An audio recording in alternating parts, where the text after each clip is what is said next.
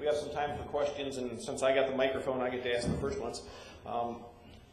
Earlier today, and I don't know, Craig, maybe you can't answer this since you weren't kind of in the field at the time, but if anybody can, because earlier today I made a point of asking when the air sampling started. And it sounds like from your investigation about air sampling, you know, you're not using samples that for 4 or 5 days after the event. We were told earlier that the air sampling started within an hour. Right, thank you. The air sampling that was done within the first hours were personal indication devices, PIDs, that were used by emergency workers, and we can't verify the quality assurance and quality control of these dosimeters. So in that regard, we are limited by ATSDR, by what information we can include in these studies, based upon how well vetted this information is. So although sampling data was collected by certain emergency responders, we can't use that data to effectively create what is a public health assessment that we would then be able to stand behind scientifically, because we can't establish that the dosimeters were properly calibrated. We can't establish that all of the quality control measures were taken. Okay, and I may have got this wrong because I thought the fire department said that they did have their dosimeters, you know, on site right away, but within an hour Chevron came with the professional equipment. So did you ever get the air quality readings from Chevron? I've not seen data that is, the data that I have that is quality assured, quality controlled, begins on the 16th. Okay. And I guess the big gorilla in the room, and maybe you guys can try to talk about it a little bit, is, you know, we heard from Dr. Munch saying there's no safe dose, and then we hear ATSDRs, you know, MRLs and stuff. So it seems like, has the science progressed and the MRLs haven't, or is there just disagreement?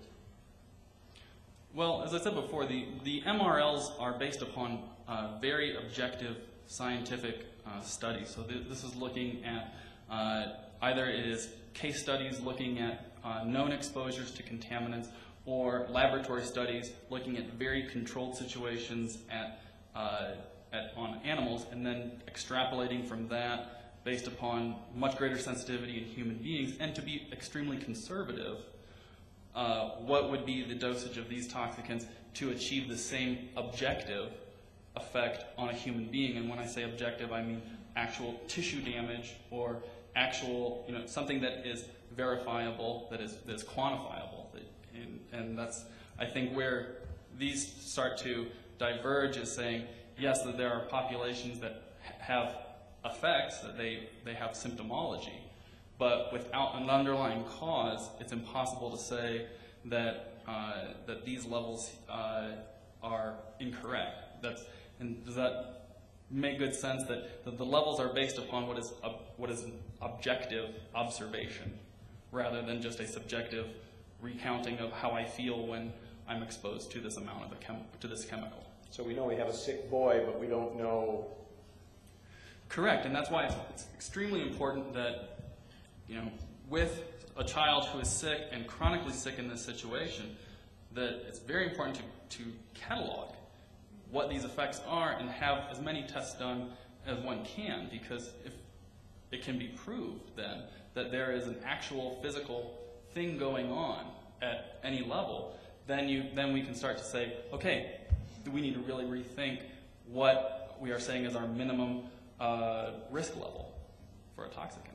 Okay, and I think my last one, and I'll let other people ask it, is, you know, we've heard a lot today, and this is probably outside of your realm too, but a lot today that, you know, no one told the families to get out of their homes, and, you know, there was no real talk about evacuation or getting people outside of the chemical zone. And you know, after hearing Dr. Munch, there's no safe dose and stuff. Do you think more should be done, or have we learned more, and you know, it will be done different if there is another occurrence like this around here? And I absolutely can't speak to that. That's not. That's we don't.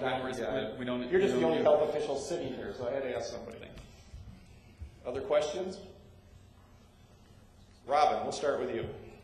Well, I'm thinking a little bit about many conversations that I had with folks that were in the immediate Red Hook Creek area shortly after the spill. And when I think of person, I think of it in two pieces. There's the subjective and the objective. And the conversations that I have with people are based on subjective. And my advice to individuals was to seek medical assistance and to get objective testing. But somehow there seems to be a gap between the subjective and the objective. And I appreciate the Department of Health's reliance on objective data. It's your role as a government entity and working in a government system to rely on objective data. But at what point do you begin to say there's a disconnect between the subjective and the objective, and I need to do something as a public official to close that gap? Well,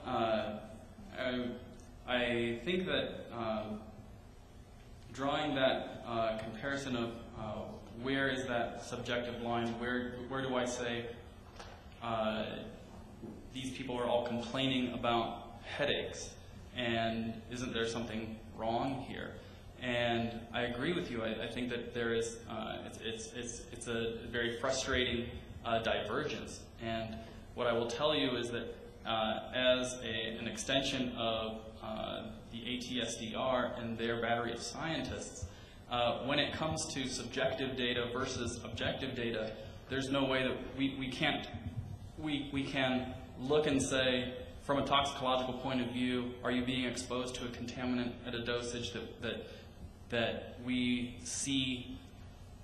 If you are seeing this dosage of this toxicant, then there's a health problem, and this needs to be addressed. And oftentimes there could be objective metrics that would be achieved where subjective levels of symptomology is not actually being expressed by the individual. So they could be receiving perhaps a dosage of a contaminant that is harming them, however, they are not symptomatic at this time.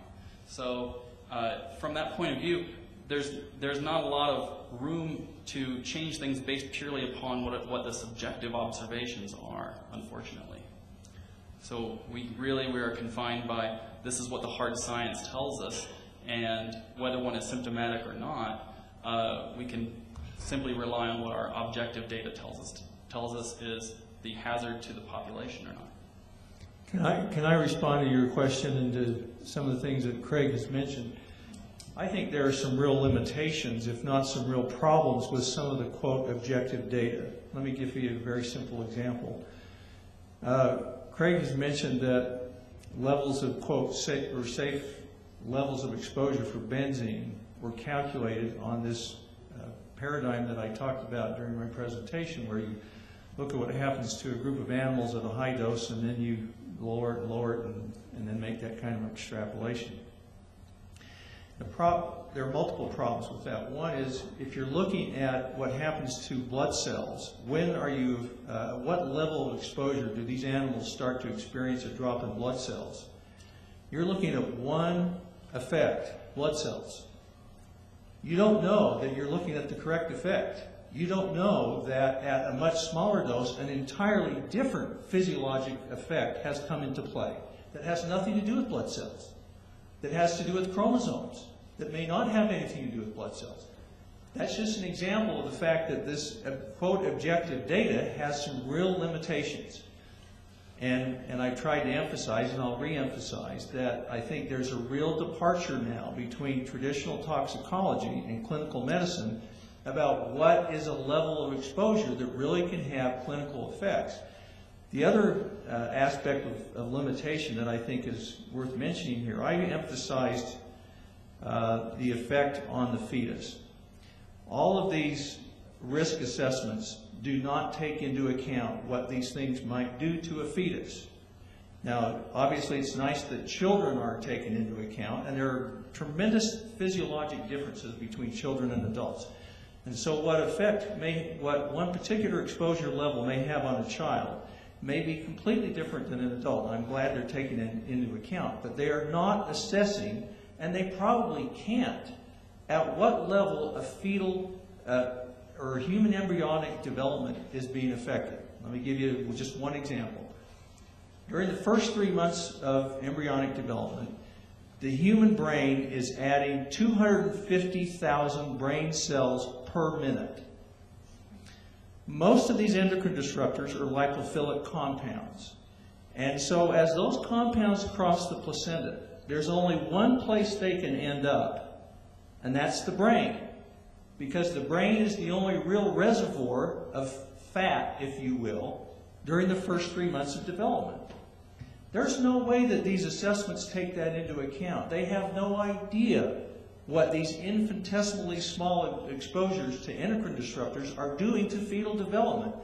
What we do know is there's mounting evidence that exposures during early gestation are highly correlated with an entire battery of later on adult chronic diseases. Not just cancer, but heart disease, immune-related diseases, autoimmune diseases, even arthritis, things like that. So there are real limitations of what is being portrayed as objective data on what can harm people. They're good up to a point, but they leave an awful lot of people, an awful lot of people's individual circumstances left unaddressed. There's no discussion here about any pregnant women exposed during this event. I feel horrible for any women that were pregnant during this event, or perhaps are still in the area and have no idea what's happening to their fetal development. And that's an example that just simply isn't being addressed. I'd like to speak back just one moment that when we spoke about just red blood cells, that doesn't really take into account the breadth of all physiological data that gets recorded when they look at toxicants and what their effects are upon laboratory animals. They look at reproductive behavior and then the offspring of those animals that have been exposed to these contaminants. Furthermore, they look at the reproductive capabilities of their offspring. So it's not as though there is a tunnel vision going on that we are just going to look simply at red blood cells and nothing else. They look at the entire retinue of physiological effects that are going on in the animal to a very fine quality, because this is in the laboratory situation where you can control these things. And then they look at what the least effect is, or what the dosage that gets, the lowest dosage that gets you to your first physiological response to the contaminant. In the case of benzene, the first objective piece of data is a lowering in red blood cell counts. So I just wanted to make that statement first. And I will very much agree that it is very difficult to assess exactly what the effects of contaminants are on a fetus. And I don't know that it's going to, the studies that are done looking at reproductive behavior and also the physiological correlates of the offspring of animals after they've been subjected to these types of contaminant exposures to assess what the danger is, gives us some insights.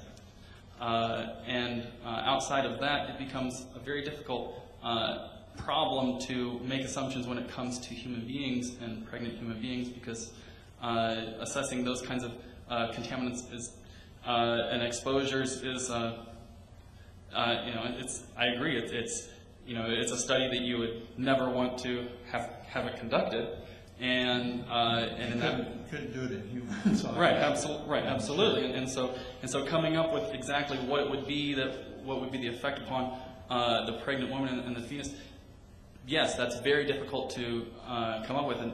But I will also tell you that the values for these contaminant dosages take in the very most conservative values that can be come up with by scientists that are collecting this data originally.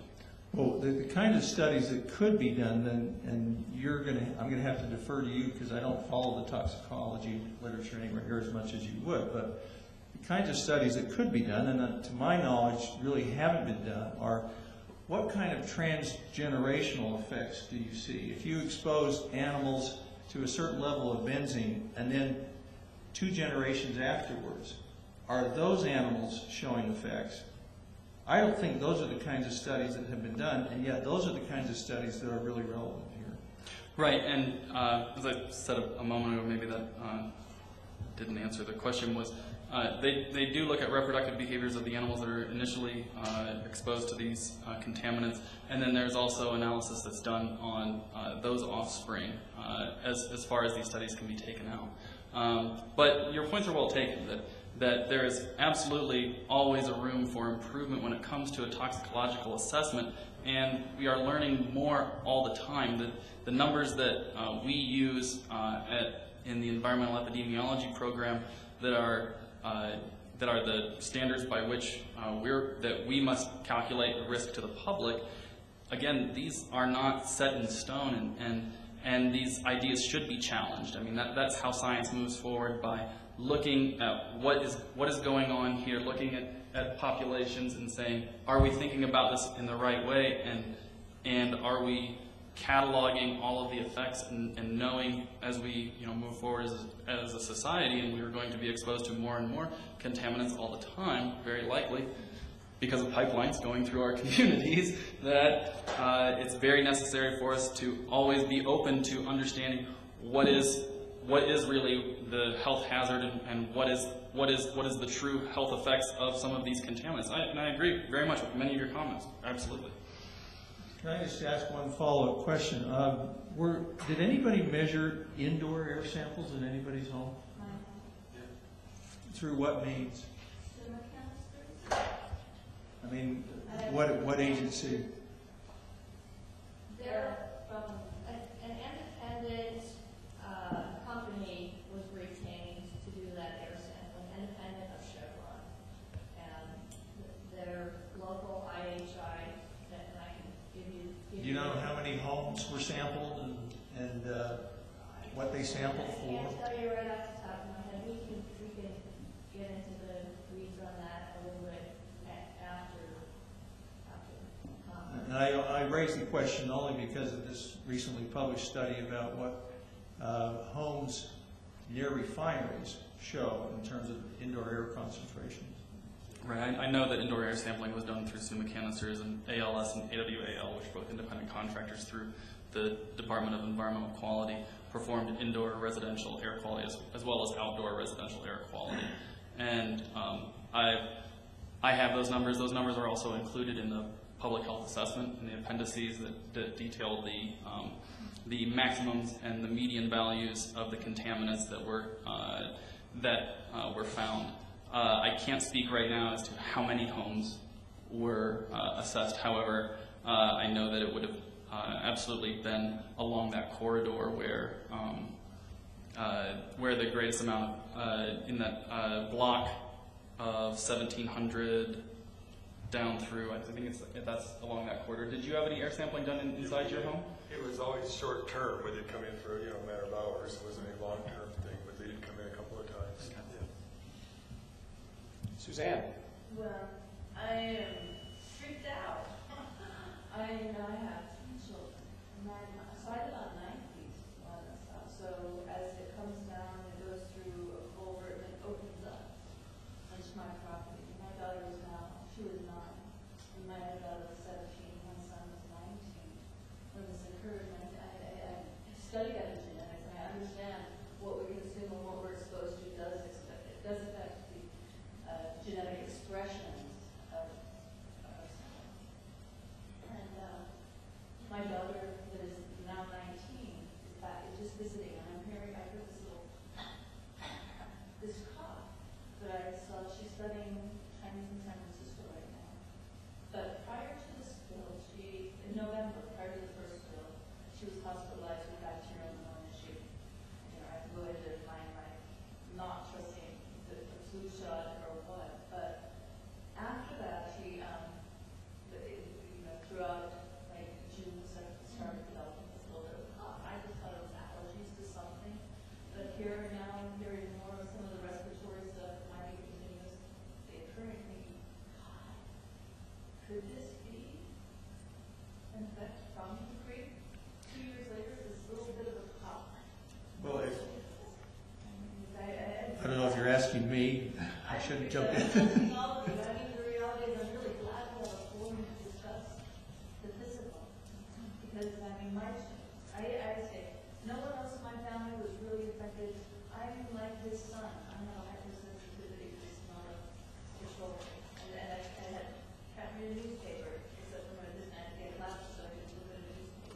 If you extrapolate from that study of the cleanup workers from the Prestige oil spill, then you could easily put yourself in that situation and think that your family, with the exposure level that they might have had, might still have not only clinical symptoms, but biomarkers of airway injury, airway inflammation, that would still cause things like persistent cough and would still cause a loss of complete pulmonary function.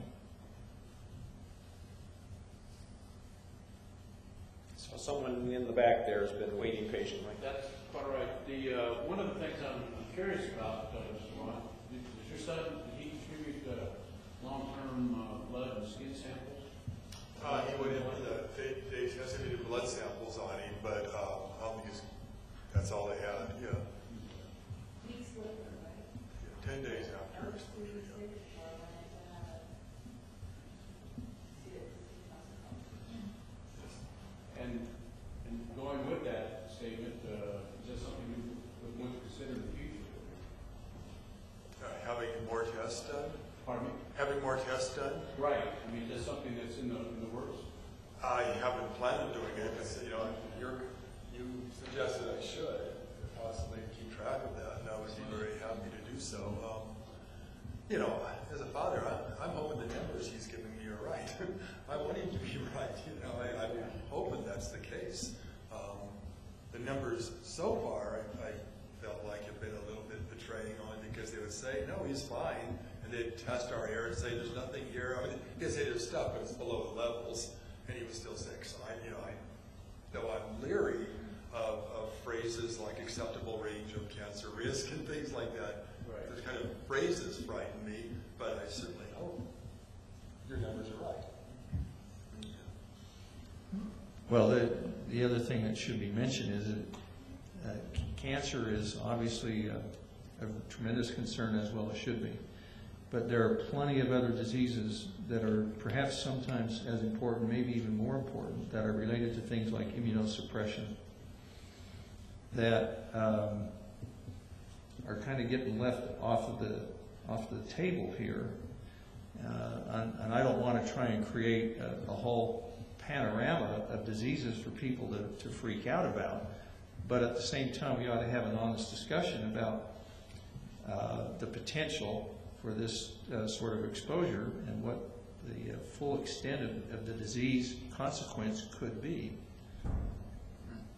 Well, along with what I'd said before, and this is this is documented, is that it's not, we can't determine what that health risk is in that first, that window of the first several hours, first several days, simply based upon the data that we know is vetted, that is good data. So that's why I very much stress that, and there could be biomarkers, inflammation, things as you said, like problems with breathing with your daughter. There could be increased inflammation. There could be increased cytokine counts that would show up under certain types of medical assays. But these things, but it's very important that that these things be cataloged, because that's the only way to change or to make change towards what is a hazardous exposure to a chemical and what is not. Well, what I'd like to see is at least all the people who are symptomatic at some point, and especially those people that remain symptomatic for quite some time, I think they should be followed in terms of looking at their blood periodically to see what their levels of chromosomal dysfunction are. Because there are plenty of studies to suggest that those people would be at risk for chromosomal toxicity. So I don't know who could get the money. I don't know if somebody needs to beg Chevron. We were very heavily involved in trying to get Chevron to cough up an awful lot more money to follow this, and we weren't successful. We didn't get the kind of support that we thought we should have had from various levels of government, from the governor on down. But I don't think that changes the fact that from a medical standpoint, I think people who were symptomatic at all, be it respiratory or gastrointestinal, and especially those that are still symptomatic, I think they deserve to have some follow-up as to what may be going on with possible chromosome toxicity. Here in the middle. Since we're talking about the residents' perspective, I'll just sum up my experience in the last year. I think I speak for people where we just developed a sense of skepticism to your department, Mr. Dietrich, and a sense that we get some of our best information from the people who aren't in your position, from Dr. Mitch, from one of our members who took studies at a higher level of intensity and came up with different numbers. And so it's very difficult for us to have a sense of trust because we're getting conflicting numbers about and sense of, that of harm. And for example, from my point of view is if it hurts a fetus or a pregnant, well, doesn't it hurt me a little every day? And so I feel like the New England Journal of Medicine is a very good source in it. You didn't use it, it was Dr. Mitch. You have different perspectives, but from a resident, I think our difficulty is the things that we uncovered haven't been from the sources where we wish. And we have a lot of distrust in anyone related to Chevron, honestly, and I'm a little disappointed that a lot of the onus is on the people who were affected, and we don't know our future. It's a little frightening. I think I personally was affected, but I don't know how much.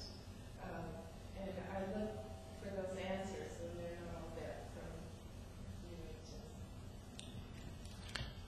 Well, I would like to say, though I did not specifically cite the New England Journal of Medicine, I will tell you that the Agency for Toxic Substance Disease Registry takes into account all of the available scientific information, and they update the comparison values and the dosage values yearly. These go under strict review by scientists that are both part of the agency and then also peer-reviewed by scientists that are at universities around the country. So it is not as though there is one laboratory that is doing all of the studies on these contaminants, but they're taking into account the entire breadth of the information that's out there. So I'd like to assure you that we are using what the best science is available, and then we also have to use what the best data is that's available to us. And as I've told you before, there's limitations to that, and that's something that you should take to heart. Can I say that I don't think that the motivations or the integrity of the health department is in question. I don't question them. I think they're approached this honorably. I have no reason to doubt them in any way. What I do have concerns about is the methodology used. And as I mentioned in my presentation, I think just in the last few years, there is kind of a divergence between clinical medicine as a science and toxicology as a science in terms of what really are the consequences of low-level exposure to not just volatile organic compounds from oil spills, but all kinds of chemical exposures. I could give you probably 300 articles just in the last 2 months about showing effects of all kinds of chemical exposures and not just the fetus. So this is a fairly recent phenomenon, and I will criticize the medical profession, my own, every bit as much because very few physicians that see patients have any idea what any of this is about. We were never taught any of this in medical school. Just in the last few years, the University of Utah Medical School started an elective course in the influence of the environment on public health as a result of a couple of physicians in our group that volunteered to teach it. Up to that point, it wasn't even part of the medical school curriculum. So as a group, physicians aren't really any more attuned to this, and in some ways less than toxicologists are. Well, I agree. I think that the methodology should always be questioned because that's how the best methodology comes about, that saying what is the best way to attack this problem. And absolutely, that's part of it's the democratic way to say that is the way that you are calculating risk the best and most protective way possible. And what we do use right now is what has been established by the scientific community as it stands. But as it is, there's always room for change. And I agree that there are many times that there are physicians who aren't very familiar with different types of contaminant exposures. I get lots of calls every day from people who go and they're very frustrated because they feel like they get a runaround from one physician to another, and I ask them, have you seen an occupational health physician? And people who are trained in looking at people who work occupationally in industries where they can be exposed to contaminants. And that's a whole totally different field of medicine that many specialists aren't so well versed in. So, and that's true. Would that be, I mean, as far as you talk about being guided, as far as this continual maybe blood work being done, monitored, who should monitor it? Which specific type of doctor should I see? I mean, I started seeing an advanced medical practitioner out Provo start taking tinctures to desensitize myself. I've noticed several times to this, the first reaction, I would say, to smell and coffee. But to monitor myself, I mean, I don't know. Well, the fact that I can't tell you who to go to is a clear indication that the medical profession, as by and large, doesn't really have a lot to offer. We could come up with some tests based on some of this research about what was done to follow some of these other people, and that should be done. Unfortunately, I can't do it. I've got a full-time job as it is, but there's just not enough of that expertise in the medical community or in the health department or in the toxicology community. There just isn't enough of that expertise. We're going to have to start wrapping this up. We're way over, but a couple more questions. Robin? As much as this is a discussion about clinical medicine or evidence-based medicine, it's also a discussion about public policy. And I'd like to hear from each one of the panelists, and for which order you going. Randy, we'll start with you.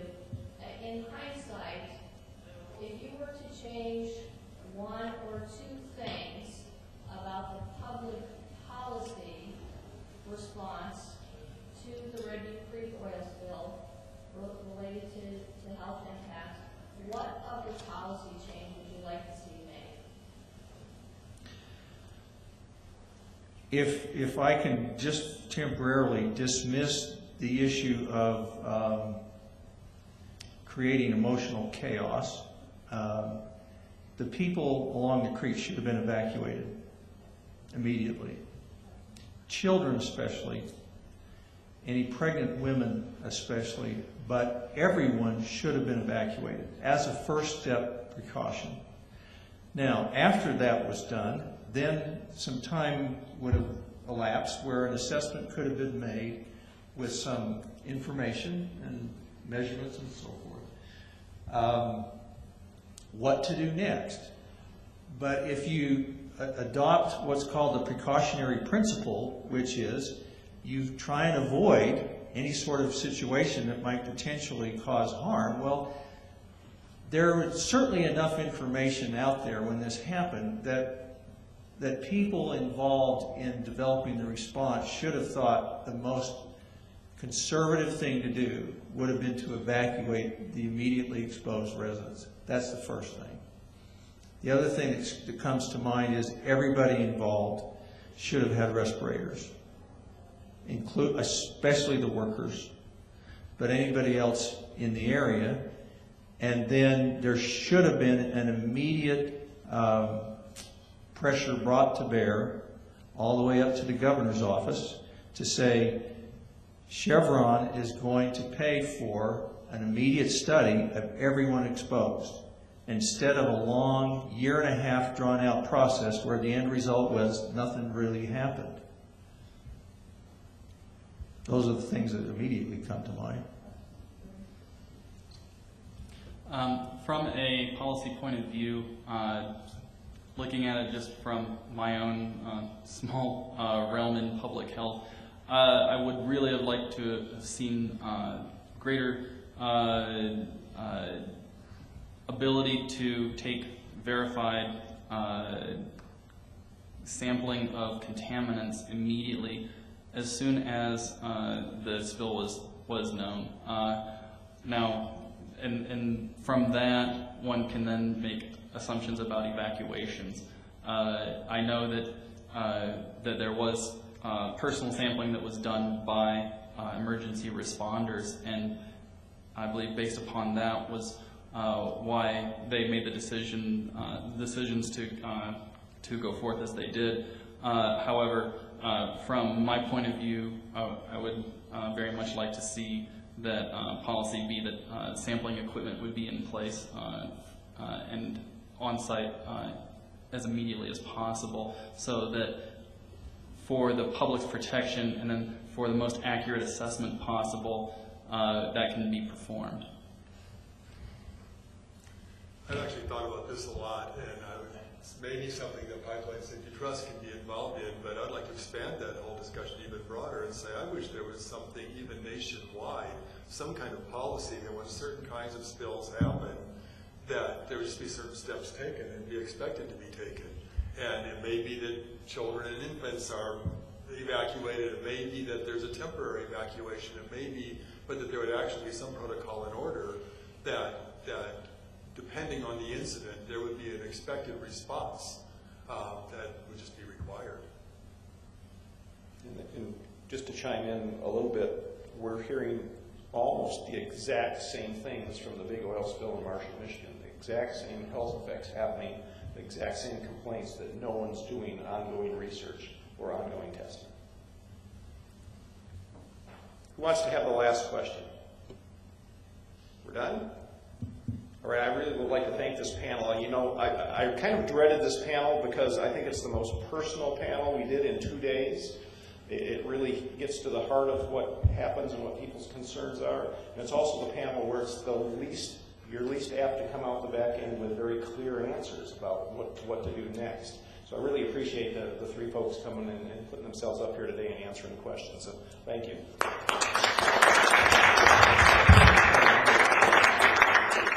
We were supposed to have almost an hour at the end of this to talk about next steps and what we want to do, and I'm kind of thinking that everybody looks about as brain dead as I feel. But I'm glad to, if people have questions, ideas, one of the next things that's going on is that the mayor's office doesn't want this to end here. They don't want, okay, we've done a conference, we're moving on. They've asked us to come up with a report now that kind of puts together everything we heard at the workshops 2 weeks ago, what we've heard at the conference today, other things that we're going to look at, and provide it to the mayor's office on kind of the state of pipelines in Salt Lake Valley. So I really want anybody's ideas of things that might need to be in that report that we haven't heard about yet. What things you think need to be the next steps, what things the local government, state government, federal government, citizens ought to do. We're going to try to have recommendations for everybody I can dream up. I'll point the finger at everybody I can think of for things that need to continue on. And the mayor's office seems pretty committed for taking that report and then trying to make some things happen. So some of the stuff we just heard will certainly end up in that report. So if anybody wants to raise their hand and talk about next steps for the next 15 minutes, I'll certainly be glad to give you my card and you can send them to me too. But Suzanne. I would like to be a part of the whole study. I would like to participate in something, and I think coming from the mayor's office, something with regard to our health. Now I'm telling you, as far as insurance, and having to go out of pocket to go pay to see a physician every time without having health insurance, I do pay. I keep my immune system up as much as possible, taking terrific supplements and such. But you know, to see a doctor is $400 a visit usually. This physician myself. And so when I think about studies and studies for each of my children to go through, I think, oh my God, you know, it's going to be $1,000, you know, every month or so. You shouldn't be bearing that cost. I am. And That shouldn't happen. And where do I go here? You know, where do we go? Okay, good question. Because I think that is preventative of some people to even move forward. Any other thoughts? You know, you asked the question, Carl, you asked Craig, do you think the city would do anything different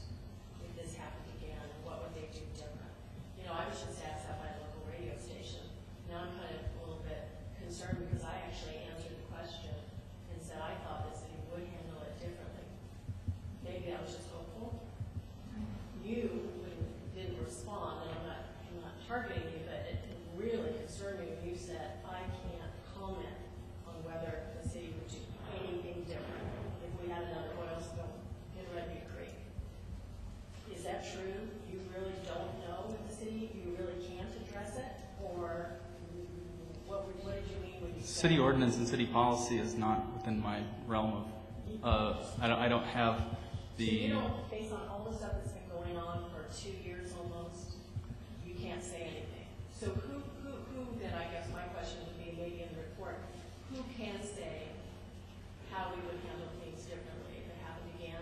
Not just Red Butte, but if it was, City Creek, wherever. Who would be able to address that?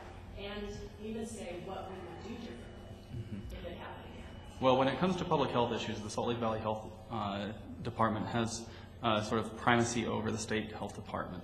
So their policies supersede whatever we have, as long as they are more stringent than our own. And when it comes to the municipality running their responses, that's not something that the state has the hand in. That falls to city governance. Okay, because I thought it was almost a rhetorical question. I thought the answer was so obviously yes, the courts will handle it differently. So, and the second question I would have is, I would like to actually get the data that Chevron collected when they measured the air quality for the first 5 days after the oil spill. Where can I get that data that Chevron collected, that the fire department said they did, and that you agreed? Where's that data that Chevron collected the first 5 days? Well, I think that would be a question that you would want to direct towards the Department of Environmental Quality, and you would also direct it towards the fire department as well if they feel that they absolutely possess this data, and that would be where you should start to look. Or you could call up Chevron. Just their 800. They'd probably answer the phone, wouldn't charge you anything. They might not answer your question, but Does someone have the data besides Chevron? I'm not aware that anybody has it. Sounds like that's a good question for the report. Just a comment.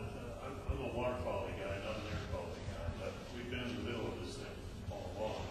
And the air quality question was there's a lot of issues, but we need to clearly establish which agency is on the hook to monitor air quality today.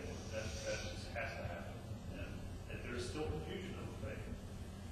So I relate to what you said. We've asked Chevron for all the air data. I'll give you what we've got. I can't tell you if it gave us everything, but we asked for it. Great. Suzanne, you want to have the final word? I don't necessarily want to find a word, but I want to share that, you talk about the sediment and everything being safe to go into the water, but I heard differently, and I would not allow. My 11-year-old on Tuesday said to me, Mom, can I go into the creek and play in the creek again this year? And I said, I don't have an answer for that.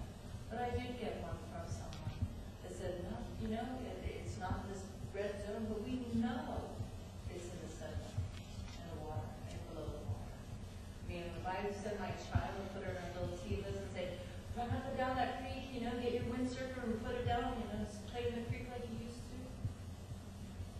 I'm not comfortable doing that. I'm not comfortable doing that. I don't think it's safe. And so that's why I kind of disagree with some of the findings. And I don't know if your findings are different than water control. No, my data comes from Department of Water Quality. So the data that has been collected by their contractors is what I use to make the assessments. Now, I do understand that there are private reports that were put together by other companies, but we can't make any, we have no idea about the quality control and quality assurance of the data that they use to generate that report. All I have the quality assurance and quality control sampling data that goes through AWAL, ALS, and EarthFacts. And these are certified companies that, that we are very confident that what they tell us is the truth, and that there is a large breadth of sampling data that's out there. And the sampling data, there's raw data that is available on the DEQ website, and then there's also nearly all of the data is included in the Health Consult that's just been recently released that deals with soil and sediment. So I would tell you, I would be confident that polyaromatic hydrocarbons along the Red Butte Creek do not pose an apparent health risk to you or your children.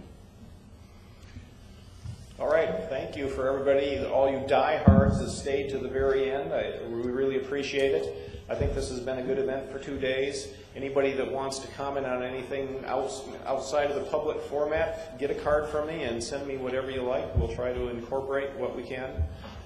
I'm certainly not a health expert either, so we're relying on other people to give us stuff.